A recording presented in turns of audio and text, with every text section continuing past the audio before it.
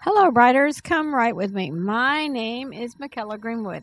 I create world for mind adventures. Welcome to my channel, Write with Mykela. I'm excited to have you join me on my channel, so don't forget to like and subscribe and hit the bell so you can go on this journey with me. Excuse me. Today we're going to discuss some terms or ideas, and then we will add to a down soldier.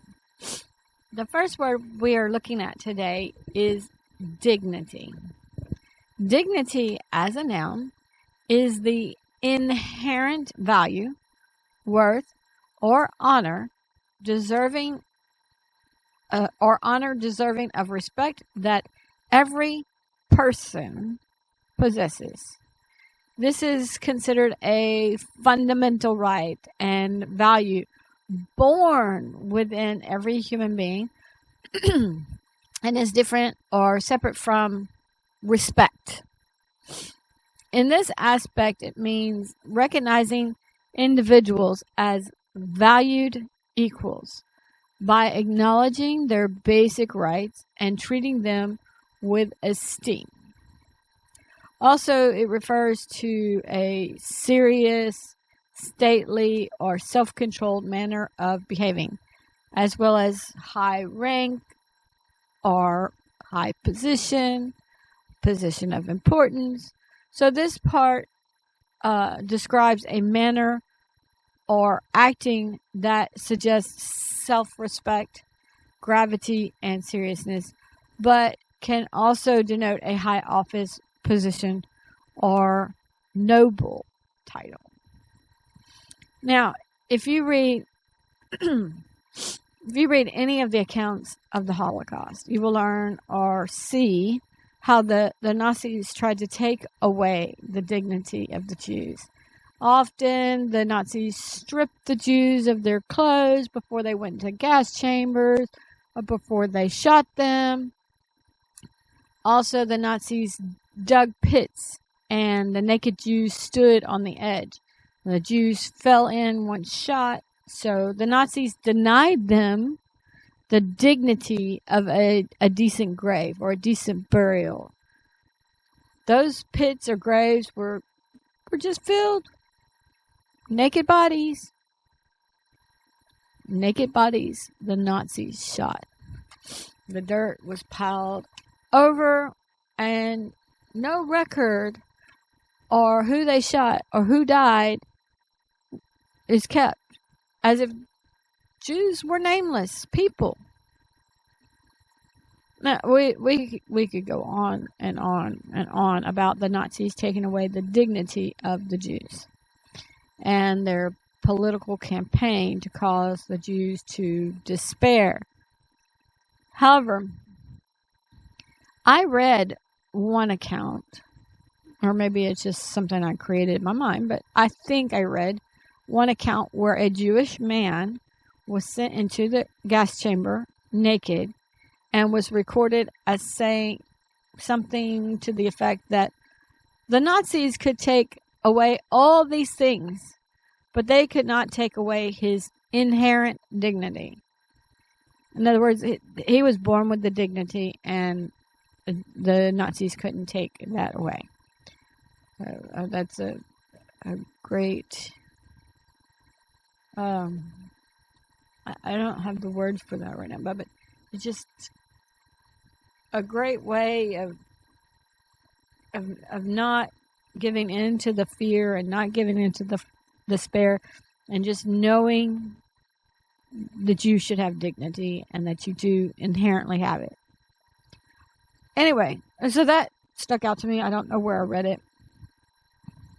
Anyway, while the U.S. Constitution does not explicitly mention dignity, it does have amendments directed toward human dignity, including the First Amendment on individual expression, the Eighth, I guess I should put up 8 fingers, Eighth Amendment concerning cruel and unusual punishment, and the 14th Amendment regarding privacy, marriage, and equal protection.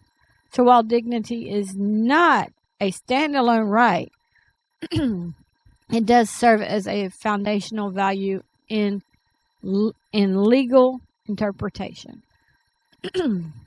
Plus, we have fought a war to end slavery so that all people can have dignity.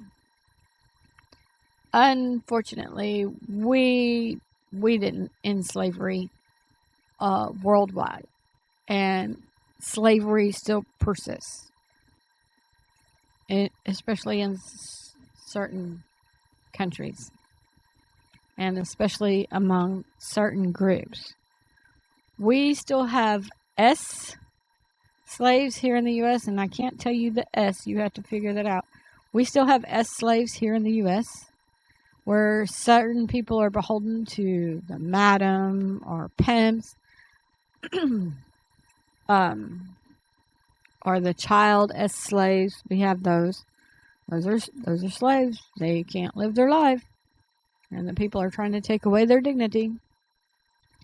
Now, currently, you don't hear much about the child as slaves, but a few years ago, you heard a lot about that. You heard a lot about how the children in this kind of environment were lucky to live the 2 years because of the devastating effects to their physical body. But slavery very much takes away or denies the dignity of the slaves or those trafficked. Okay, that's real life.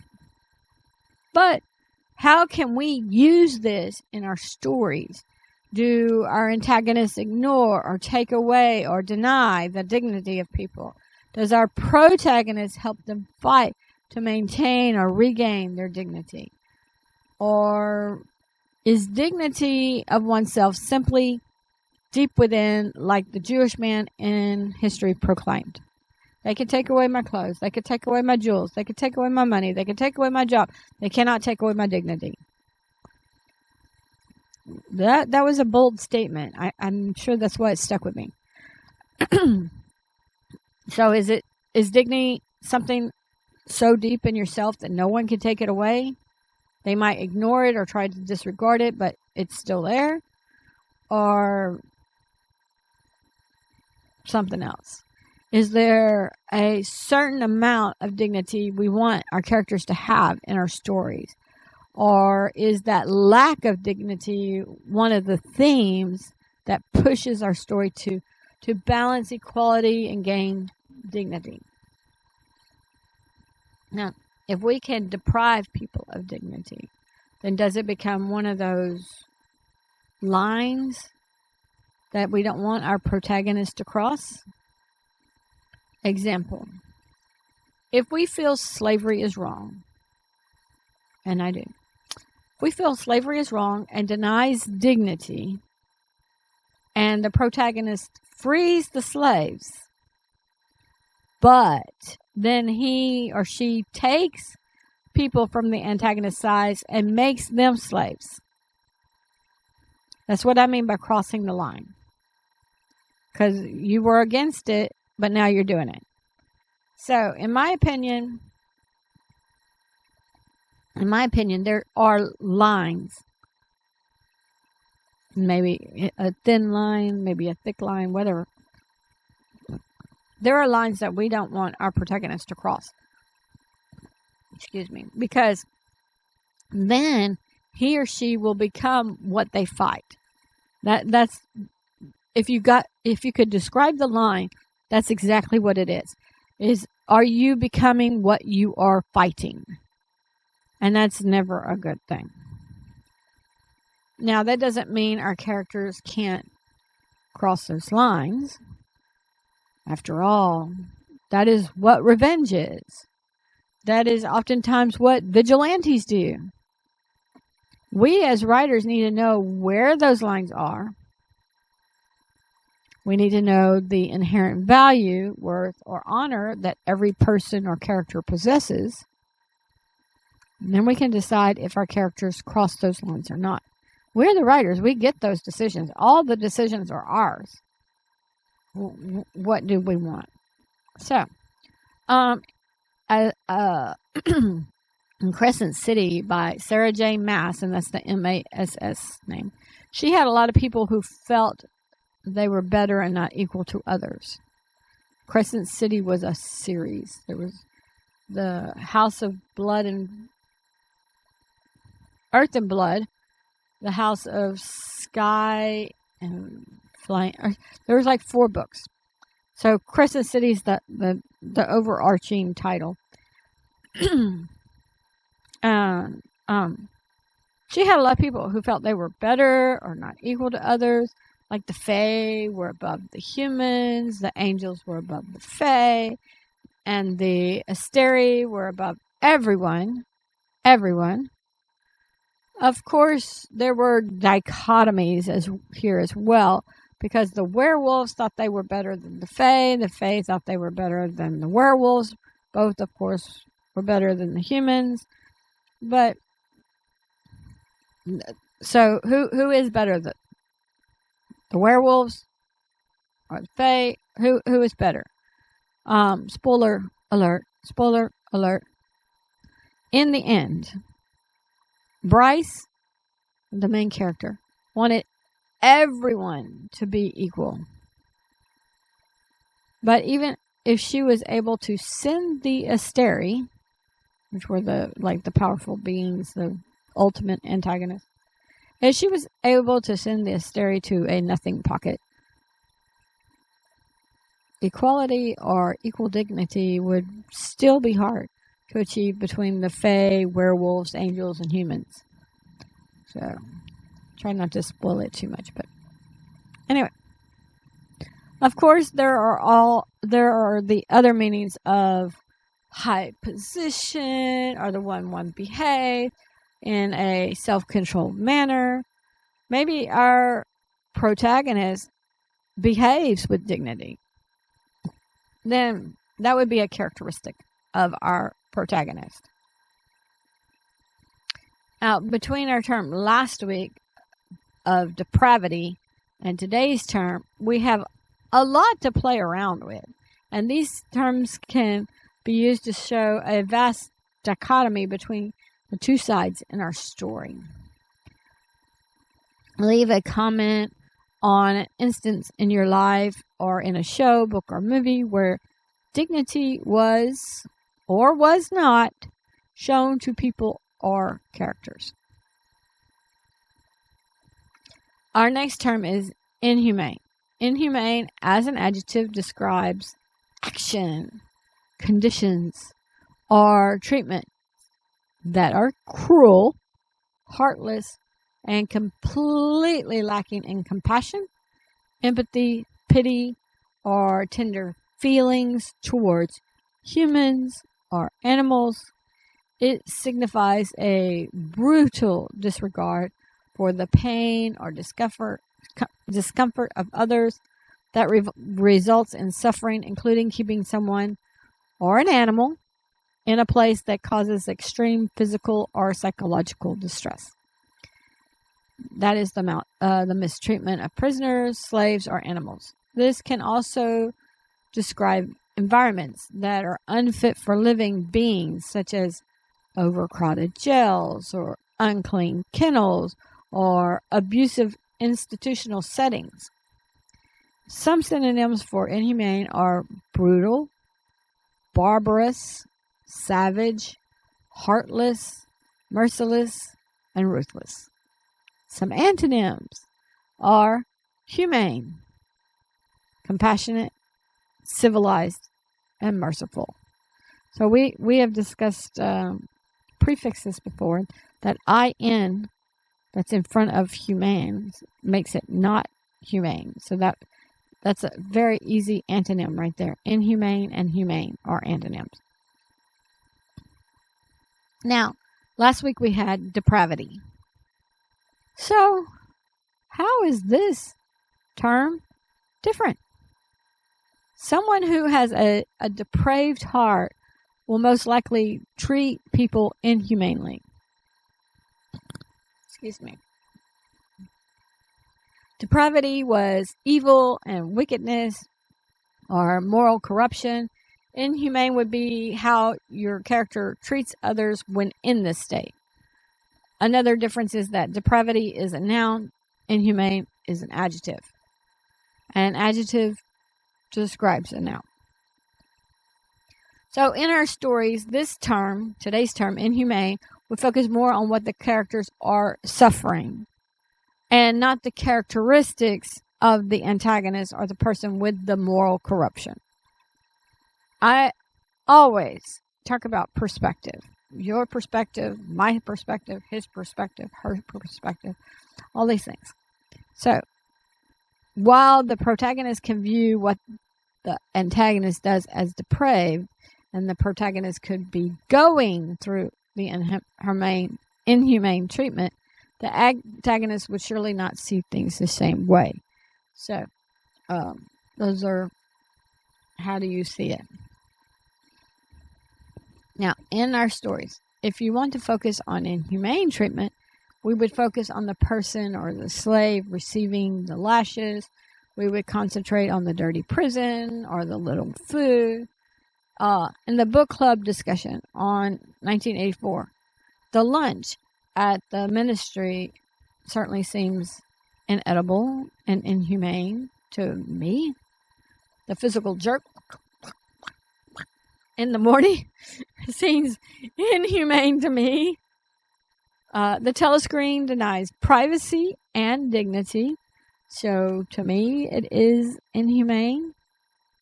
I mean, the telescreen watches Winston sleep. And he doesn't have money to buy clothes. So it watches him while he's naked. And I don't really want people looking at me naked,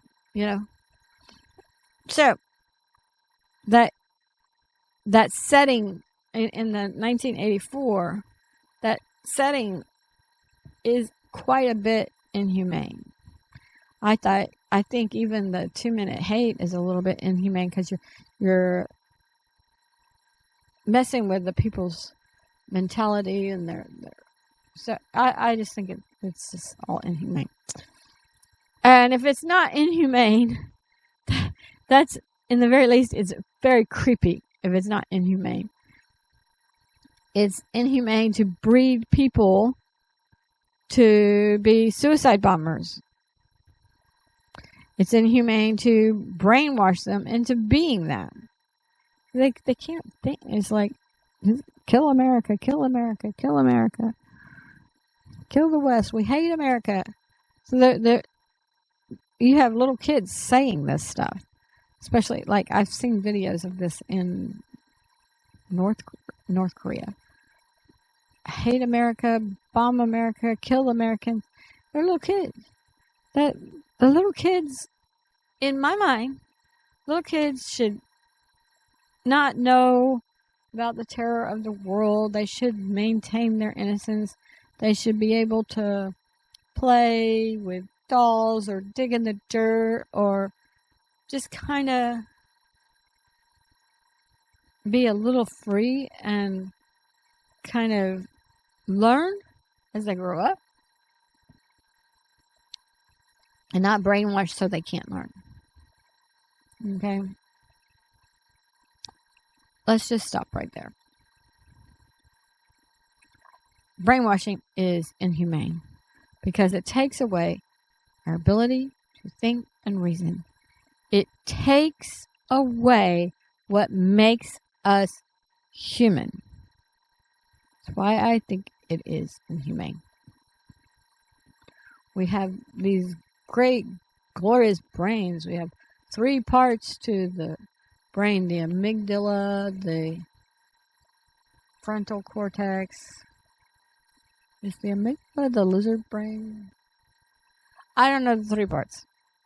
If I could go, I could go look it up. But anyway, we had just 1 part at one point, and then we got the 2nd part, and then we got the 3rd part. So we have evolved to become human.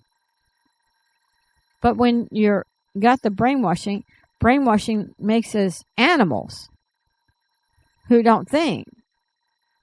Some would say it makes us sheep, and in modern terms, it makes us useful idiots. We help this party get what they want, and then once they're in power, they turn around and just kill us. We're useful idiots. We're not using our brain. We're not being human if we're not thinking critically. We become cogs in a machine, fighting for things we can't comprehend because we don't have the capacity to do that. Humans should be celebrated. They should be allowed to gain true information and intelligence. Humans should be allowed to think and reason. That is humane. Indoctrination is inhumane. Last week I mentioned Jasmine Moss, Cruel Shifter verse series, and I mentioned the Fae Queen's depravity, because she just really enjoyed watching the games and seeing all the torture and all the blood. She just enjoyed that. So she was quite depraved. Now, this week I will say that the Fae Queen's prisons, in the Fae Queen's prisons, there were rats that ate your food. The rats' feces were all throughout the prison. That is inhumane to be in that environment. Before the protagonists were in prison, the Fae Queen used her powers to burn them with a magical icy hot flame. No marks, but it just burned you and burned you and burned you. You couldn't put the fire out. It was pure torture that was inhumane. In the first book of this series, Dick, he's a minor character, but Dick often beat Sadie, and she's one of the main characters, the main protagonist, with a belt. Sadie and her sister were indentured servants to Dick, but the beatings were inhumane. Again, I will restate that in your stories, inhumane would concentrate on the treatment of characters, while depravity would be the characteristics of a character. That's where I'm splitting the hairs. If you don't agree, you can put a note and we can talk about it. Now, side note, remember to put the treatment, the inhumane treatment, in active voice, not passive voice. We discussed passive voice in Season 1, Episode 17. Now, this is important if you want your readers to really feel your characters who are receiving the treatment. Just to remind you, a sentence in passive voice would be, the ball was kicked by the boy. And the active voice would be, the boy kicked the ball. The boy is doing the action and therefore should be the subject. If your characters are receiving the inhumane treatment, like the ball is receiving the kicking, then the person doing the treatment should be the subject of your sentence and not your character. Because a lot of times it's very easy to say, oh, he received lashes. He was being lashed. He was being kicked. He was being pummeled. All those kinds of things. Those are all passive sentences. Okay? So the dark, bronzen-skinned man with the skull mask pummeled whoever. John, Mike, whatever. So you see, that means that the action, the character that we're focusing on is still receiving the treatment. He is now the object of the sentence and not the subject. And it puts the story active and it draws in your readers. And so this is important. I know it's a side note, but it is important. And it's just a reminder of your tools, which I don't want you to forget about. You can go read that or listen to that video on passive voice. So leave a comment on inhumane treatment toward a character in a show, book, or movie. Or if you suffered some of that, or you watch true crime or something, or maybe you've read a book or seen a documentary about it, like the boy called It. Yeah, that was a true story. He was locked in the closet, given very little food, whatever. He wasn't given a name. He was just called It. That was Inhumane. So if you've read that book, leave it in the comment. If you listen to other things, it doesn't have to be a show, book, or movie, is what I'm trying to say. You can, if it's, a real life situation, you can put that in. Okay, now let's turn to your stories with a down soldier. First, remember that all works shared on the channel are copyright protected, so there is no worry. Send in your writings to writewithmykela@gmail.com. I look forward to reading your stories on the channel. We've written on this 28 times, because this is 29. We started this story in season 3.1, episode 11. I will list the rest of the episode and the details below. If you remember back, the first writing prompt was to imagine a soldier that came to after a big battle. And then we went from there. We do not have a shared plot for this, but I hope you are having fun. Hope you have an intriguing protagonist and an active goal or problems. You have stakes of some kind. And that's stakes like S-T-A-K-E-S, not S-T-E-A-K-S. Stakes. You have stakes of some kind and a ticking clock. All of that is interrelated, building to your climax, along with some good editing. A first draft is not a final draft. Pause the video and write a page or two, or at least a paragraph. A lot of writers aim for 500 words a day. So see if you can use this writing prompt to meet your own personal writing goals. Come back and I'll read what I wrote.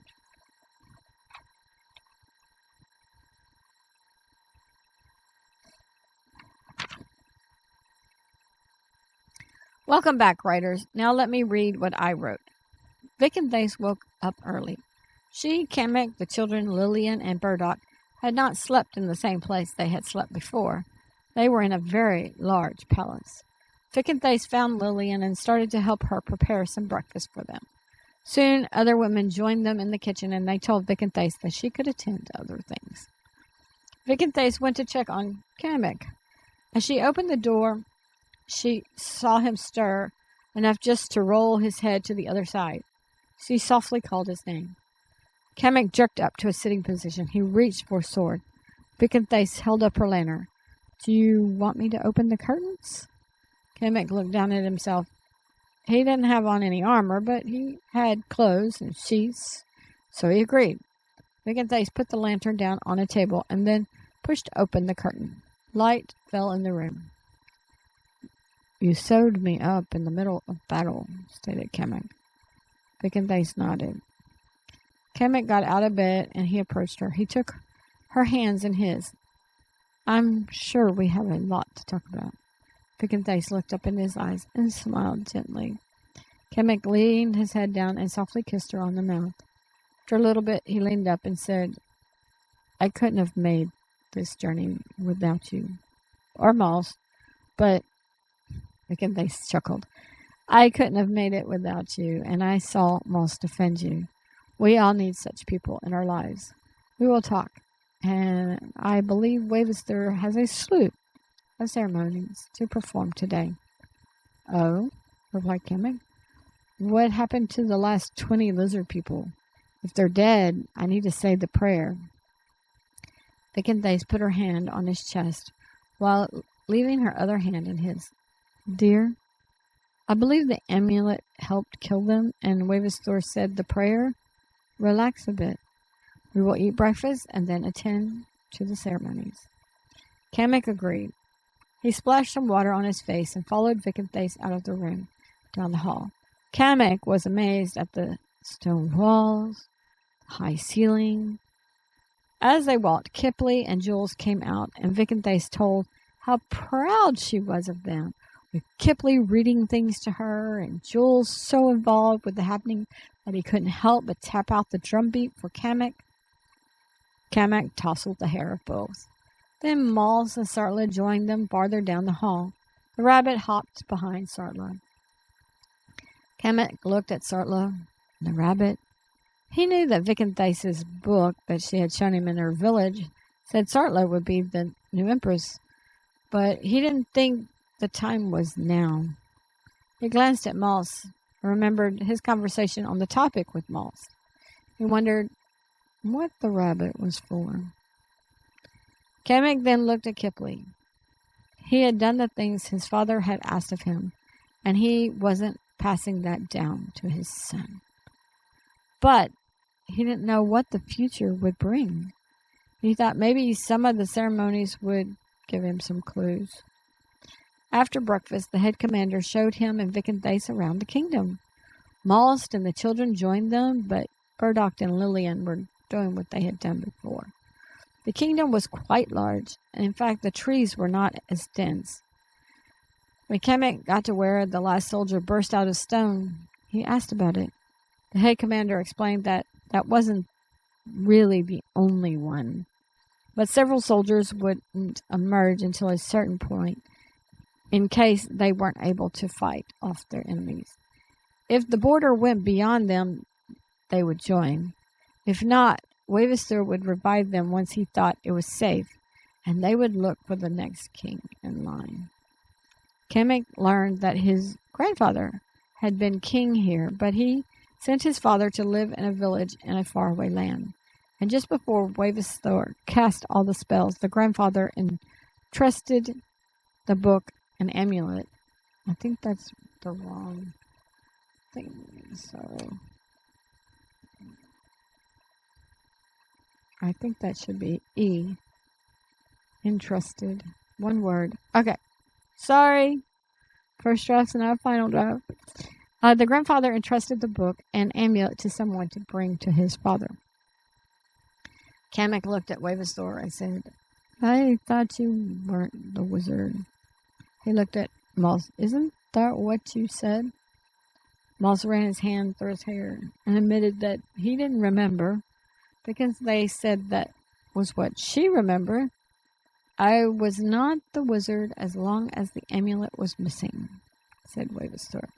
Now, I do have a group, and another wizard of my group cast the unicorn spell, and another cast the test. They weren't sure about all of that.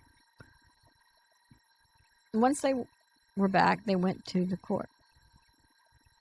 Wavister inquired whether or not Kamek and Vikenthase were married, because it didn't seem like it on some levels, but Vikenthase claimed all the children as hers, so he didn't know. Excuse me. They told him they were not, so he asked them if they wanted to get married. Kamek said, Oh my, I... Then he dropped to one knee before Vikenthase. He took her hands in his and said, I was thinking to do this as we walked through the whole kingdom. I wanted a private moment, but he nodded his head to Wavister. He can't just ask and us agree, so I'm asking. Will you marry me? Will you be my wife? Tears of joy flooded down her face. She pulled her hands from his and put them over her mouth as she exclaimed, Oh, Kamek. Then she placed her hands on his shoulders. I would be honored to be your wife. Kamek raised up and gripped her around the waist. He lifted her up and swung her around. Once he set her back down, Wavister said, In that case, let me tell you about the ceremonies. Kamek held Vikenthase's hand as they listened. Wavister listed things. He would perform the coronation ceremony for Kamek. He would announce Kamek's children to the court. Moss put his hand on Charlotte's shoulder. This one is mine. Wavister nodded his understanding and then continued. Kamek would bless the troops, the horses, and other animals, and finally the crops. They would end the day with a celebration feast. Tomorrow they would hold the wedding. When Wavistor said that, Kamek looked at Vicanthace and raised her hand to his lips. He kissed her hand and said, "Well, you'll at least get one night to sleep on your decision." Vicanthace blushed and slightly turned her head down for a moment. She looked back up to Kamek and said, "All I have to do is tell Lillian, and that there will be no going back." Kamek chuckled, and Wavistor finished describing the rest of the ceremonies after the wedding. All of the day's ceremonies finished, and they had a great banquet. Kipling was happy, Jules was officially his brother, and they went through the entire day together. After the banquet, Kamek walked Vicanthace to her room and kissed her before she shut the door. Before he got to his room, he saw a maid knocking. She had a dress draped over her arms. Kamek smiled to herself. In a way, he didn't believe things were over and that peace would reign. His body had held so much tension since he had awoken on the battlefield with all the vultures around him. He actually couldn't believe he was heir to his grandfather's throne. His father hadn't spoken much about his grandfather. Now Kamek supposed that was because he hadn't known him. Kamek's mind went back to the battlefield. So many were dead.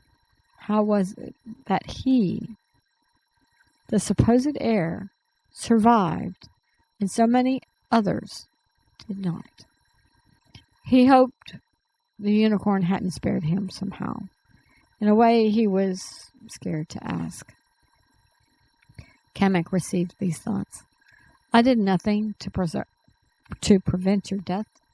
I was not nearby. However, I felt the distress, so I headed to you. I hoped to help you recover. I had no idea that some of the enemy were able to transform at night for the longest time. But then I thought they were in caves underground with no way out. I was wrong. But thankfully, you did not die. Kamek thought, if I had, what would have happened? Wavistor thought to him, thankfully, you already had an heir. Kamek sighed. He was glad that burden had not fallen on Kipling. The next morning, Burdock knocked and came in after Kamek told him he could enter. Burdock laid out exquisite garments for Kamek. Kamek noticed Burdock was in some nice clothes as well, although there were more servant dress. Kamek didn't like the classes. His father had told him that was one reason why they always fought Vicanthace's village. Of course, he hadn't said her name. Kamek saw Vicanthace treat her servants kindly, but Kamek himself didn't think he could treat a man as a servant. He moved to check out the clothes. Before Burdock left, he looked over his shoulder and said, I will knock on the missus' door after you leave. You can't see her before the wedding. Bad luck, you know. Kamek smiled. I know. He motioned to the clothes. Are you sure I need all of these pieces? I might miss my own wedding putting all of this on. Burdock smiled and shook his head. He left the bedroom. Kamek had put on all the pieces when Kipling and Jules knocked and entered. Kipling looked at his sons, who were also in grand clothes. Oh, good. Maybe you can help me with these buttons on the cuffs of my sleeves. Kipling held up his arms and motioned to Jules. We helped each other. It's great having a brother. Kamek looked at both boys. He was happy to have both as sons, but he thought about all that Wavistor had told Jules before he did the ceremony of announcing the children, and that was that even though Jules was a bit older than Kipling, he would not be heir to the throne unless Kipling died without leaving an heir. Kamek thought of Jules's response. He had said, Oh, I know. Once my father died, I was lucky someone took me as a drummer. To have Mr. Kamek as a father, someone I called Dad, is more than any dream I've ever had. His words almost broke Kamek's heart, and he wanted to take the boy up in his arms immediately. But he had to wait until the ceremony finished and Jules was officially his son. Once the boys were in his arms, Jules had then asked if he could still play the drums for the wedding. Kamek had laughed and told Jules he wouldn't be moving much. And Jules told him drums weren't just about movement, but emotions and heartbeats. And he would play out Miss V's steps as well. Kipley had asked if he could play a drum for his father as Kamek let them both down, and Jules sadly shook his head, said, "You are lucky. Your father has never died." He rubbed his chest. The drum beat is something you feel. Why is that a capital? Okay, it's not. Sorry, I got distracted. The drum beat is something you feel in your chest. You feel for your soldier. He had looked up at Kamek. Maybe the feelings will leave me, but I want to try to drum this one last time. Wavisthor had rustled his hair and told him that feeling was like a magic and that he would probably never lose it. At that point, Jules had just stared into Wavisthor's eyes. Kamek didn't know what the young boy thought, so he didn't know if Jules was happy or sad with that information. Kamek figured maybe Jules didn't know how to feel. Now this morning, with the boys both in his room, he said, "Jules, what was your name before?" Jules didn't really remember. He'd been young when his father had died. Another soldier married his mother, but called him drummer, even before the village allowed him to go to the fields to drum. The village only allowed him to drum for the soldier during practice. Kamek's heart broke for Jules. To him, it sounded like the soldier took his mother, but not him. Kipley buttoned one sleeve and Jules buttoned the other. Both boys had a difficult time getting the large button through the small hole, but they managed it. They headed to a chapel. Kamek had never heard of one, but Wavisthor and the others had shown him the chapel yesterday on their tour. Kamek now understood that weekly prayers happened there, along with baby naming ceremonies, weddings, and prayers for the dead. In fact, the last thing they had done before the banquet yesterday was to pray for all of their dead soldiers and name every single one. Kamek also silently said the names of the villagers that had been on the field, and he had added, "and the ones from Vikenbase's village that I don't know the names of." After the prayer finished, green vapors sailed through the chapel. Some vapors went to different people, and Kamek heard the person say names or father or uncle or other such things. Then Kamek looked at several rows of green vapor as he stared for a few minutes. He made out faces of his friends and fellow villagers. He saw them salute him, so he returned the salute. Seeing them had gladdened his heart, because that told him no one used necromancy on them. Now today, he was getting married.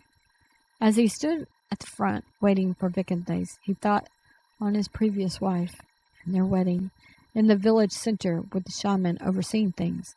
He loved his wife very much. Before he knew it, tears fell down his cheeks as he remembered how he found her body, and he remembered burying her.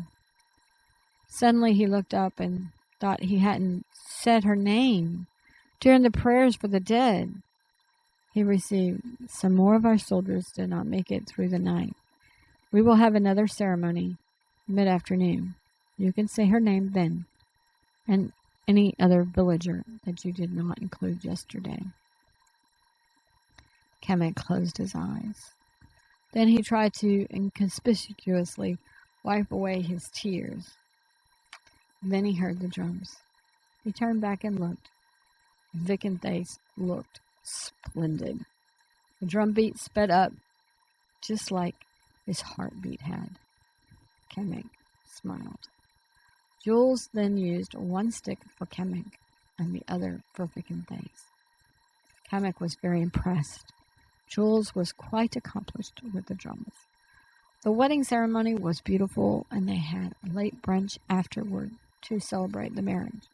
After the brunch and another ceremony with the dead, for the dead, I think I should say for the dead.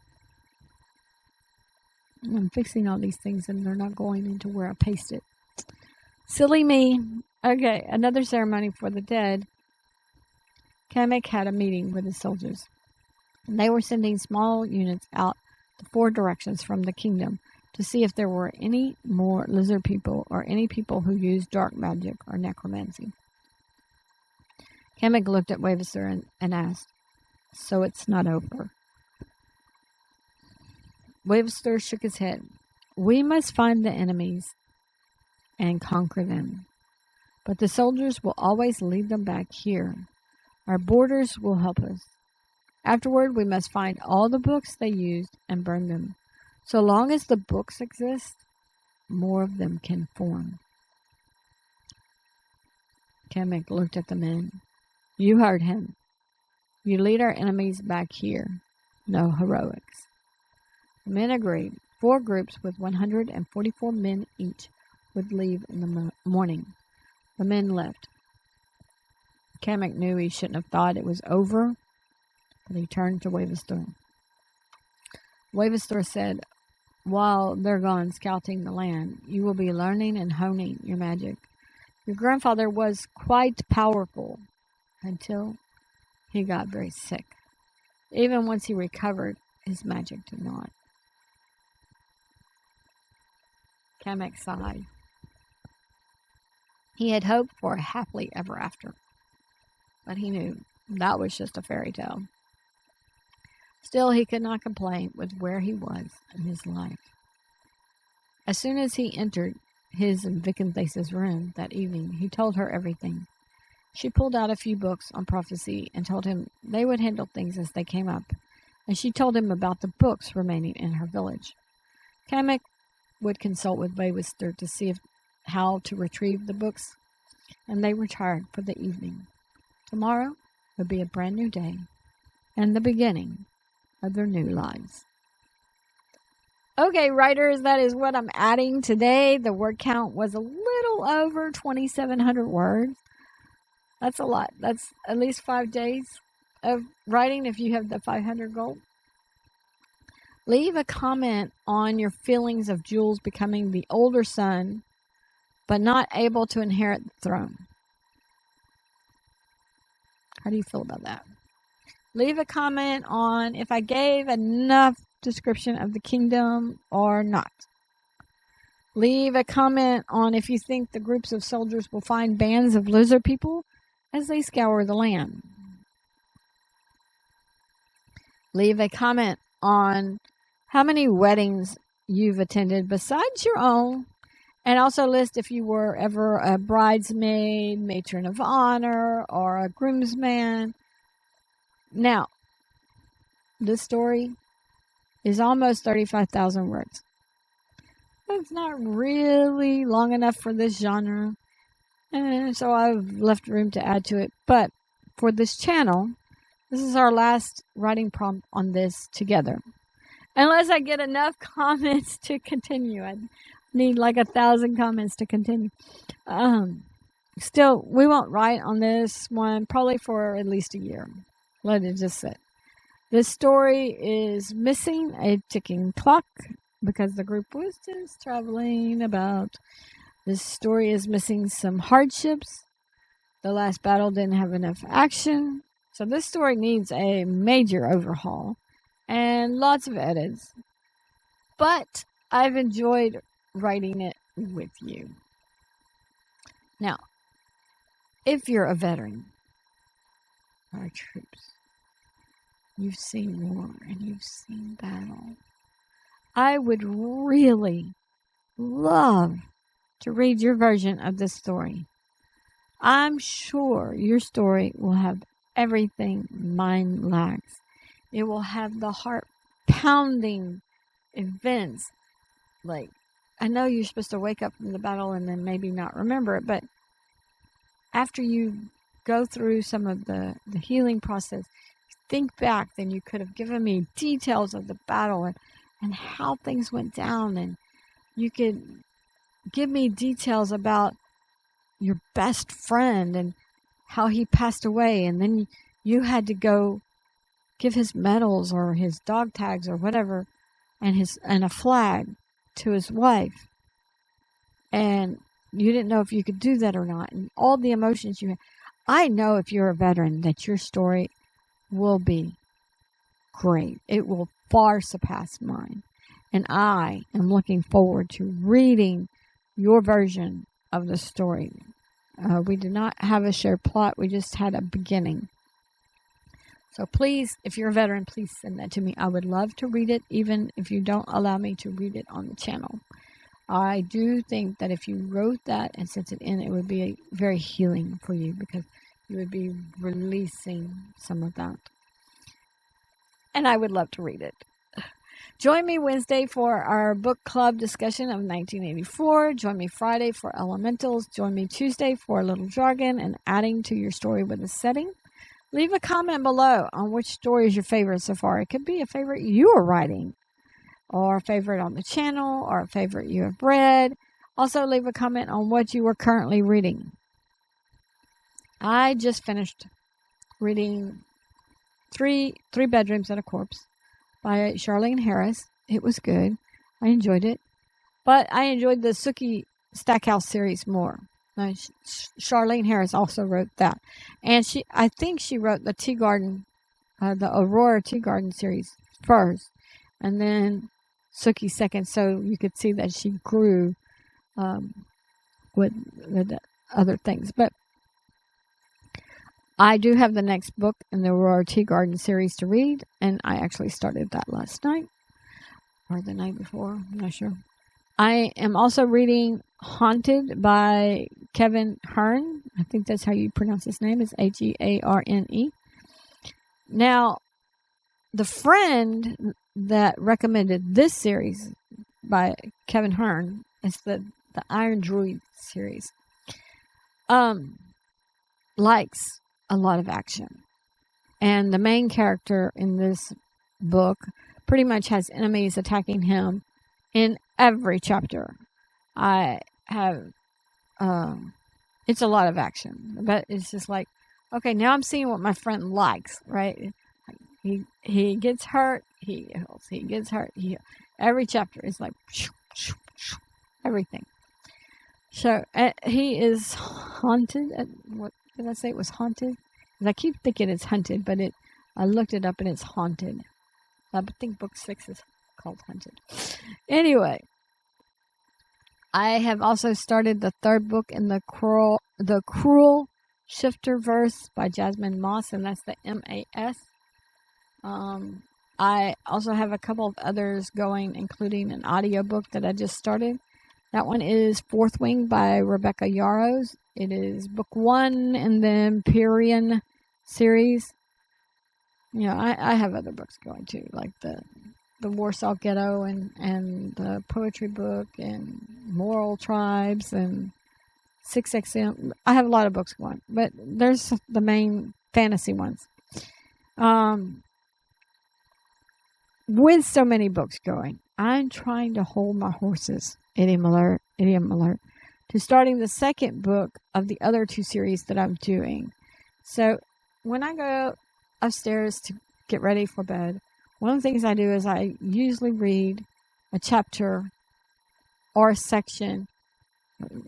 In the poetry book, I try to read one poem. But I read a chapter or a section in each one of the books. And I read a chapter, put it down, read a chapter, put it down. That's what I do. My husband says he couldn't do that. He wants to do one book, finish it, be done. My youngest daughter, she would, say you have 15 books in the series, she could go read book 7. She would read it through. She would read book 7, then she'd go to book 1, then she'd go to book 8. She would just jump around through the series. She didn't have to read it in order. I do have to read it in order. She didn't. I don't have to stay just with one book or one series, as you know, because I'm doing all these writing prompts so I can do these things. But the second 2 series that I want to start, I told you about, her last name was Perry, Louise Perry, and then she has the series with that detective. So I don't think the next book will be in the same little town, but I'm not sure. I haven't started it yet. I do have it because I bought the first 5 in that series. And then The other one that I want to start is the Assassin's Apprentice was book 1, and I have purchased the other 2. So I want to start those too. But it's just like, I got to stop. I got to hold my horses. I got to calm myself down. It's almost like, oh, I just want to read. I just want to read. But it's like, no, you can't just read. You have to work on your channel and work on your books. And so the reading has its place. Go up to get ready for bed, do my routine, I read. Or the audiobook I'll read while I'm driving to work or while I'm working, that kind of thing. So I have time and place for that, and I have time and place for my writing, which you need too. You need time and place for your writing. Put a time for yourself. Put a space for yourself. Dedicate to yourself and finish your writing, or attempt to write the next paragraph or whatever. So leave a comment on if you would recommend a book or an author. Also, have you read any classics that you would recommend? Don't forget to visit my website, Mykela.com. Read some character bios. Send your writings and chapters to writewithmykela@gmail.com. Leave comments on your favorite characters. If you hit the like and subscribe and the bell, then we will continue to write together, and other people will have a higher chance of finding this video and this channel, since your likes will push the video out to a greater audience. Thank you for joining me today. I really appreciate your participation. If you know someone who would like this video, please share it with them. This is Mykela with Write with Mykela. Bye for now.